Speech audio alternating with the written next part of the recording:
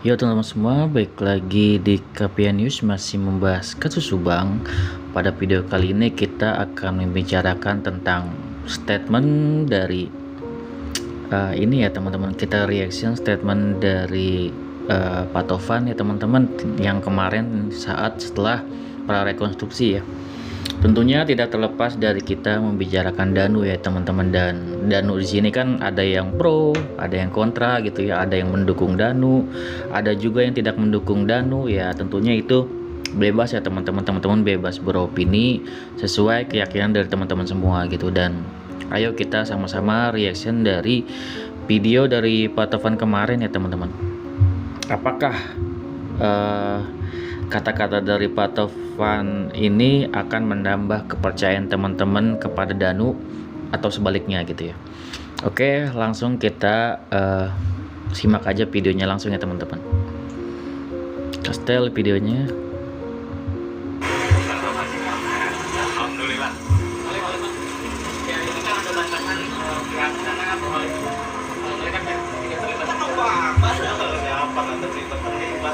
Terlibat semua kan, penetapan tersangka sudah 5 kan, nggak mungkin yang sudah ditetapkan tersangka batal, tersangka yang tidak mungkin lah. Jadi pernyataan yang pertama sudah sangat tegas ya teman-teman, bahwasanya ini wartawan nanya gimana bantahan dari pihak sana gitu kan ya, mengenai keterlibatan gitu kan ya. Beliau bilang ya pasti terlibat lah, terus beliau juga bilang tidak mungkin lepas, makanya dibilang kan tidak mungkin lepas karena beliau yakin pihak kepolisian memiliki bukti-bukti yang kuat.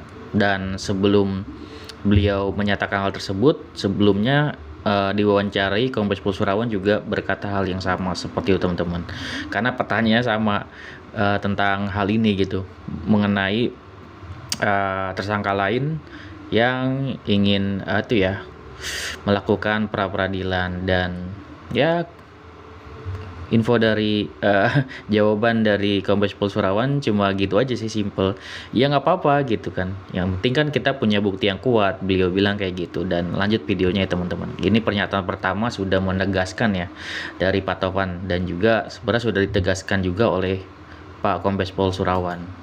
Lanjut. Penyidik punya bukti yang jelas, rekonstruksi juga peran-peran mereka sudah jelas gitu loh. Dan yang menyatakan ini kan Danu sebagai pelaku kan, sehingga dia benar-benar apa yang dia lihat, apa yang dia lakukan, dialami langsung gitu. Oke, ini pernyataan kedua. Kenapa kita harus mempercayai Danu? Ya karena Danu kesaksiannya sebagai pelaku dan bukan sebagai saksi biasa atau bukan sebagai tersangka yang belum mengaku gitu kan ya. Kalau kemarin gue udah upload tentang tidak kooperatif ya, nanti kita bahas lah ya. Sebenarnya itu kalau misalkan kooperatif atau enggak, yang Pak Ibrahim bilang kemarin, dibilangnya 4 tersangka itu tidak kooperatif. Ya kalau menurut gua, kalau dibilang kooperatif, mungkin maksud dia posisinya Pak Ibrahim ini sudah yakin 100% 4 tersangka ini terlibat, tapi masih juga belum mengaku. Itu kalau misalkan gua menanggapi kata-kata dari Pak Ibrahim ya teman-teman. Sudah terlihat sangat jelas bahwasannya 4 tersangka ini terlibat tapi masih belum mengaku. Itu inti mengapa Pak Ibrahim bilang bahwasanya tidak kooperatif. Namun di sini kalau misalkan beliau bilang kayak gitu, sebetulnya tidak adil juga, bahwasanya di sini Kang Heri juga tahu bahwasanya setiap tersangka itu berhak ya, atau setiap saksi juga berhak untuk ya, kalau misalkan dituduh seperti itu pastinya akan ini ya, membela kalau misalkan memang dia tidak bersalah gitu teman-teman. Kan nanti kan bersalah atau enggaknya ditentukan di pengadilan. Oke, kita lanjut poin kedua. Oh, pernyataan Danu tidak sinkron.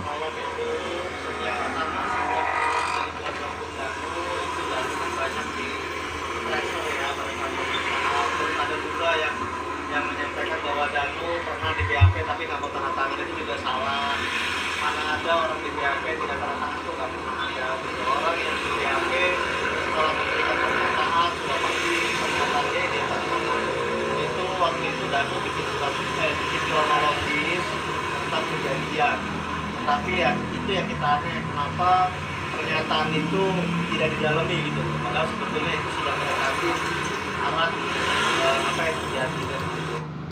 Sekarang di era pemimpinan Kapolda sekarang di bawah Pak Dir tadi, Pak Sirawan, itu sangat jelas bahwa semua yang disampaikan dari semua yang gitu teman-teman. Di sini banyak kan teman-teman yang selalu ya mungkin ada asumsi juga, tentunya ini wajar ya teman-teman, bahwasanya yang tidak pro Danu menyatakan bahwasanya ini adalah skenario yang dibuat-buat gitu ya, bahwasanya seperti itu. Dan di sini sebenarnya sudah terjawab dari Pak Taufan, kronologi yang disampaikan Danu itu pada saat di BAP di awal itu yang dia sampaikan teman-teman pada saat di awal-awal belum dipegang Pak Taufan. Pada saat itu dia itu buat kronologi, namun karena ada pressure dan situ belum dipegang sama Pak Taufan, dia banyak dikasih tekanan teman-teman. Dan situ memang teman-teman sudah tahu sendiri kan dari dulu ya, yang menyimak pasti tahu banget kalau Danu itu di pressure seperti itu teman-teman. Jadi di sini banyak yang bilang apa ya dibuat-buat untuk skenario-nya, dan di sini Pak Taufan sebenarnya sudah menjawab gitu. Jadi setiap poin-poin yang diberikan Pak Taufan ini apa adanya, Danu salah dikatakan ya, Danu benar ya dikatakan untuk hal-hal yang dia lakuin gitu. Hal yang dia lakuin yang dia benar apa, dia sudah menjawab dengan jujur di awal gitu kan ya, bahkan menceritakan kronologinya, namun tidak digubris oleh Polres pada saat itu, dan itu dipertanyakan oleh Pak Taufan. Dan Pak Taufan di sini senangnya sudah dipegang Kapolda sehingga ini bisa diusut. Kata-kata dari Danu sebelumnya memang diremehkan gitu kan, tidak diusut. Dan di sini sudah jelas ada permainan bahwasanya oknum-oknum sudah diperiksa, dan pihak kepolisian juga sudah mengakui bahwasannya ada oknum-oknum yang terlibat. Dan di sini sudah jelas pertanyaan dari teman-teman semua, apakah ada oknum yang memang dari Polres? Sebenarnya itu kan dari dulu ya memang ada jelas. Jadi makanya kata-kata Danu itu ya mentah jadinya gitu kan, padahal dia udah buat kronologinya yang harusnya dari dulu itu udah terungkap, malah jadi nggak terungkap seperti itu teman-teman. Kita lanjut ya.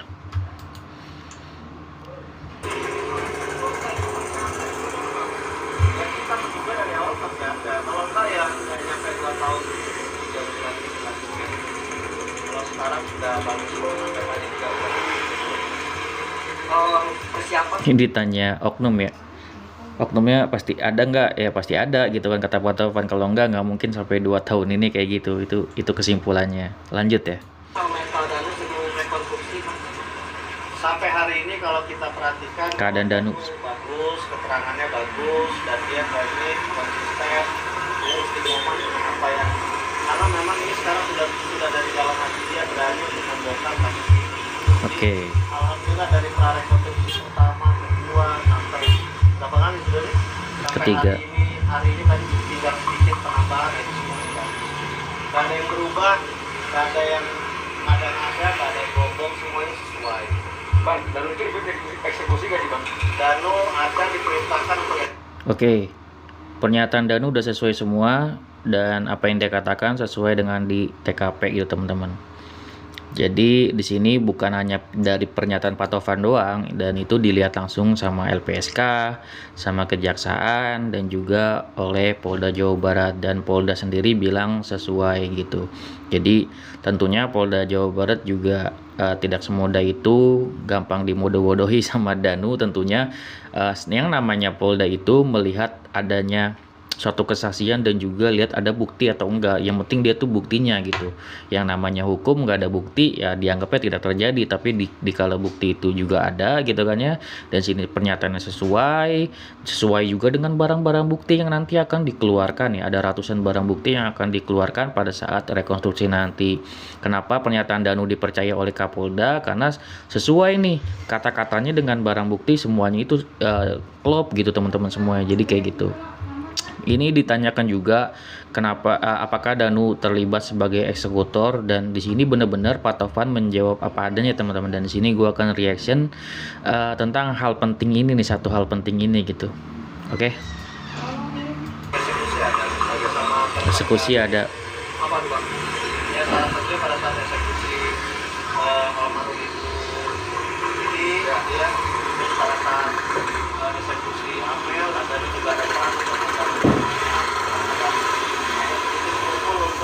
sedikit mukul. korbannya itu tidak gontok. Dia juga Di sini agak miris ya teman-teman, pasti yang setiap teman-teman dengar ini mungkin tidak menyangka atau gimana. Pada saat Pak Freddy lagi live nih, padahal ini kan Bang Heri setelah ini kan udah selesai tuh live prarekonstruksi ketiga, ditanyain kan sama sama viewers ya, sama teman-teman semua, Pak Ferdi tahu nggak itu tentang Danu yang melakukan ada pemukulan terhadap Amel? Pak Freddy aja yang begitu bersubang nggak tahu teman-teman. Jadi artinya apa? Artinya sebenarnya ada suatu informasi yang memang dirahasiakan oleh Polda Jabar dan juga Pak Tovan teman-teman. Jadi memang tidak semua informasi yang diberikan itu kepada media itu dikeluarkan atau diinformasikan. Ada beberapa memang informasi atau kronologi yang memang disembunyikan dahulu, seperti contohnya hal ini tentang eksekutor teman-teman. Danu ini eksekutornya ngapain aja pada awalnya. Mungkin teman-teman yang sering melihat YouTube Kang Heri ya, itu Pak Taufan pernah bilang bahwasanya peran dari Danu itu keluar masuk TKP dan diperintah oleh Danu dan tidak diterangkan secara detail. Ternyata memang kalau untuk detailnya itu dirahasiakan teman-teman. Dan di sini setelah memang pengen menjelang rekonstruksi, langsung nih dibuka-bukaan nih sama Pak Tovan mengenai apa yang dilakukan Danu kemarin tuh, yang prarekonstruksi yang tidak bisa kita lihat kayak gitu. Dijelaskan bahwasanya memang Danu ada peran untuk memegangi Bu Tuti, terus juga ada peran untuk memegangi Amel tangannya untuk tidak berontak, bahkan sedikit memukul, dan itu digarisbawahi atas perintah dari Pak Yosep teman-teman, seperti itu. Banyak teman-teman yang nggak percaya apakah emang itu Danunya aja pelaku tunggal atau emang itu Danunya aja yang emang pengen mukul kan kayak gitu. Tentunya di sini nanti juga selain reaction dari gua, nanti gua juga akan di video selanjutnya juga akan reaction dari itu ya, pengacara tentunya Pak Tovan yang di sebelahnya gitu kan, akan mereaksi juga untuk tindakan Danu itu, seperti itu teman-teman. Dan di sini tidak bisa kita pungkiri, intinya kayak gitu informasinya yang bisa gue sampaikan ke teman-teman. Tidak bisa kita pungkiri bahwasanya yang pertama, informasi ini memang dirahasiakan dulu sama Polda Jawa Barat dan juga Pak Tovan. Yang kedua memang Danu ini sudah mulai memang tidak bisa dipercaya, bahwasanya kan ini kan kita menantikan nih, ayo Danu gitu kan, jujur 100% gitu kan. Kalau misalkan ada yang memberatkan, bilang aja gitu kan, agar menjadi JC. Dan sini Pak Tovan jelasin aja kesalahan Danu gitu kan. Memang dia terbukti dia melakukan ada pukulan kepada Amel dan juga memegangi tangan Amel, walaupun itu atas perintah dari Pak Yosep. Dan itu ibarat kata agak miris tetap gitu kan, walaupun itu perintah dari Pak Yosep. Memang teman-teman pasti mendengar hal ini agak miris bahwasanya Danu benar-benar ikut gitu dalam eksekutor tersebut kayak gitu.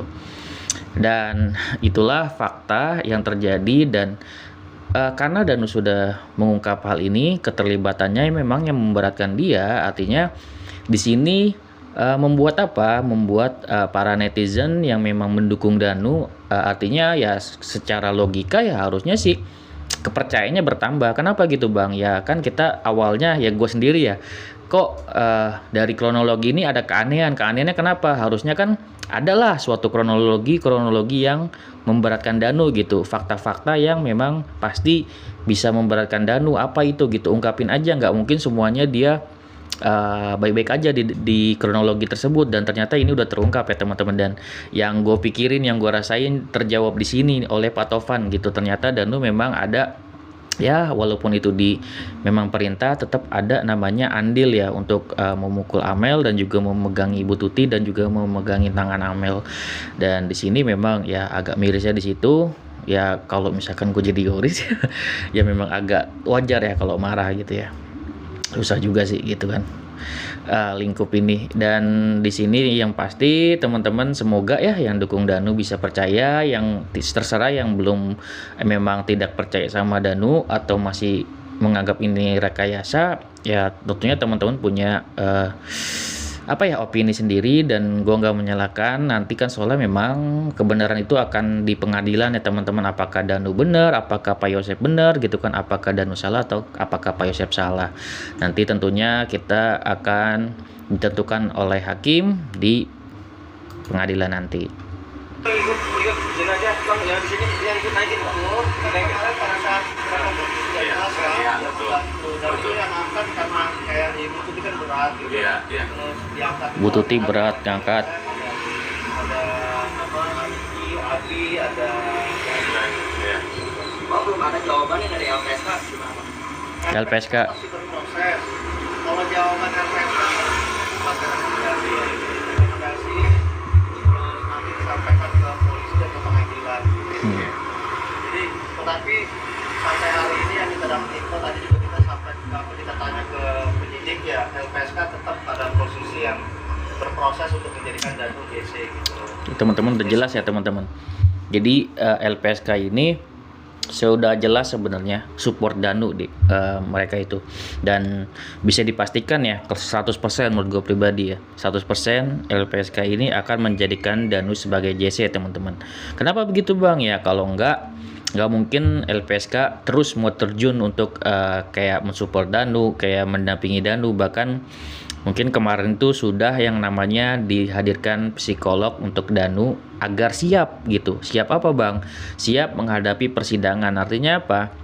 Dalam arti siap menghadapi persidangan ini ibarat kata santai aja kalau misalkan masalah status. Yang penting Danu ini secara psikologis tuh mentalnya udah kuat untuk menghadapi persidangan gitu. Itu yang dikuatin sama LPSK sebenarnya. Kalau misalkan nanti JC mah ya udah nanti santai aja gitu kan. Yang penting dia tuh mentalnya kuat dulu, dan gue lihat dari bukti dari prarekonstruksi itu udah diproses, dan menurut gue prosesnya itu pasti disetujui bahwasanya kalau Danu ini akan dijadikan JC. Kalau misalkan Danu nggak dijadikan JC ya harusnya memang sudah ditolak dari awal oleh pihak LPSK. Buktinya apa bang? Buktinya sebenarnya tuh ada beberapa kasus yang mengajukan LPSK sebelumnya tentang JC ya, namun langsung mentah-mentah ditolak. Namun pada saat Danu mengajukan, diajukan oleh pengacaranya, dan itu diterima dengan baik. Karena apa? Karena Danu ini adalah saksi kunci di mana kasus Subang ini bisa terungkap. Sama halnya dengan kasus Sambo, ada satu orang ini agar bisa terungkap gitu. Sama halnya dengan ini, dan ini udah parah banget. Parahnya kenapa ya? Karena udah 2 tahun gitu. Jadi peran LPSK ini sangat besar untuk kasus ini gitu. Seperti itu. Kalau misalkan kita melogikakan gitu kan, kasus ini nggak selesai 2 tahun dengan adanya Danu selesai gitu kan, walaupun nanti Danu akan tetap mendapatkan hukumannya sesuai porsinya ya teman-teman, seperti itu. Dua infonya mau ada psikolog dari LPSK untuk ketemu Danu di Polda. Bang, itu ada di aman rumah ada itu diamankan juga, maksudnya dijaga ketat perjalanan. Para pelaku ini kan masih di lingkar sini juga. Para pelaku itu masih keluarga dan juga dari awal kami minta pada saat menyerahkan Danu untuk bisa menjaga Danu dan menjaga kita khawatir lah. Dan alhamdulillah itu dengan para Polda dan mereka ikut patroli menjaga gitu ya, kita antisipasi aja jangan sampai ada orang tidak bisa. Oke, ini poin yang selanjutnya, masalah penjagaan ya teman-teman. Nggak tahu ya di rumah Yoris juga dijaga atau enggak. Yang pasti memang di rumah Danu itu dijaga dengan ketat ya teman-teman, karena bisa aja dari orang-orang yang kemungkinan nggak suka Danu, kemungkinan itu bisa aja nyerang, atau bisa aja ya tersangka ini bisa saja menyerang gitu kan. Dari keluarganya, dari Danunya kan kayak gitu, harus dijaga bener-bener. Jadi jangan sampai nih gitu kan saksi kunci kenapa-napa dan persidangan ini sampai nggak jadi gitu kan, gara-gara saksi kunci Danu ini bermasalah gitu kan, atau ada orang yang nyenggol dia gitu.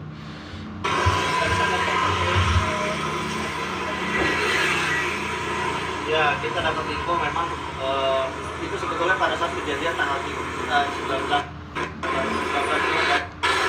banyak ada perwira, ada polisinya, ada ada apa namanya, ada tersangka juga dan lain-lain. Saat itu kan masuk ke dalam TKP yang dijaga ketat gitu ya, dan sudah di polis lain gitu. Nah ini kan dari awal kami pertanyakan kenapa kok bisa gitu ya, masuk apakah ada surat tugas apa, malah kita dengar katanya cuma kunci gitu. Apakah benar cuma kuncinya aja yang diambil atau ada sesuatu gitu. Itu katanya lagi di dalam ini Polda. Oke, cukup.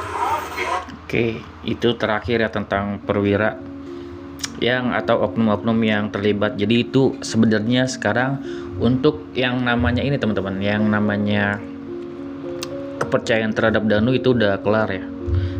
Itu kemungkinan orang yang sangat percaya sama Danu harusnya kepercayaannya semakin tinggi lagi. Kenapa gitu Bang? Ya karena Pak Tovan sudah membeberkan apa kesalahan Danu gitu kan. Di saat di dalam tuh kronologi di dalam dia ngapain aja. Yaitu memukul Amel, memegangi Amel segala macam gitu. Itu kan yang memberatkan Danu kayak gitu. Itu seharusnya sih para teman-teman semua nih pengawal Kawal Subang yang tentunya mendukung Danu. Ya walaupun ada rasa miris gitu ya, tentunya di sini memang kepercayaannya bertambah gitu ya, dan harusnya sih Danu jadi JC kayak gitu. Dan juga ini kunci ya teman-teman, yang terakhir itu yang dibicarakan adalah kunci, yaitu otak ya, otak dari kasus Subang ini gitu yang harus memang dicari. Itu yang dikatakan oleh Pak Tovan juga. Jadi intinya adalah tinggal kita nyari otaknya nih, yaitu oknum-oknumnya siapa nih di balik kasus Subang ini, intinya kayak gitu. Itu yang sedang dicari oleh Polda Jabar juga. Dan semoga ya teman-teman nanti juga bisa yang namanya selesai gitu ya. Bahkan gue dapat info terbaru nih, sedikit tambahan ya teman-teman dari channelnya MBS atau Mbak Sucit. Kalau teman-teman sudah nyimak juga mungkin ya, bahwasanya bahkan Pak Rohman pun sebagai pengacara keluarga dari Pak Yosep ingin disingkirkan teman-teman oleh oknum tersebut gitu. Siapa oknum tersebut? Ya ada oknum yang menghubungi Pak Mulyana agar apa? Agar Pak Rohman gitu kan ya, agar ibarat kata tidak menjadi pengacara Pak Yosep lagi gitu dan pengacara Pak Mulyana. Kenapa seperti itu gitu? Ya itulah harus dicurigai siapa yang bilang kayak gitu gitu. Dan Pak Rohman juga nggak setuju, dan gue juga sebenarnya kurang setuju. Menurut gue Pak Rohman ini ya memang sudah menjalankan sebagai kuasa hukum, ya sudah sebagai semestinya gitu. Walaupun memang beliau ini posisinya memang tidak diuntungkan gitu, karena apapun yang mungkin Pak Yosep ngomong bakal salah gitu. Beliau juga tahu posisi beliau itu sulit, tapi beliau ini tetap kepada kepercayaannya. Dan ini ya teman-teman, gue juga mau negasin bahwasanya memang setiap warga negara berhak ya, dia bersalah dia nggak bersalah, sebagai pengacara ya itu tugasnya untuk mendampingi gitu kan. Kalau dia bersalah misalkan gitu ya, mungkin nanti bisa ada tindakan-tindakan hukum yang bisa meringankan gitu kan, kayak seperti itu.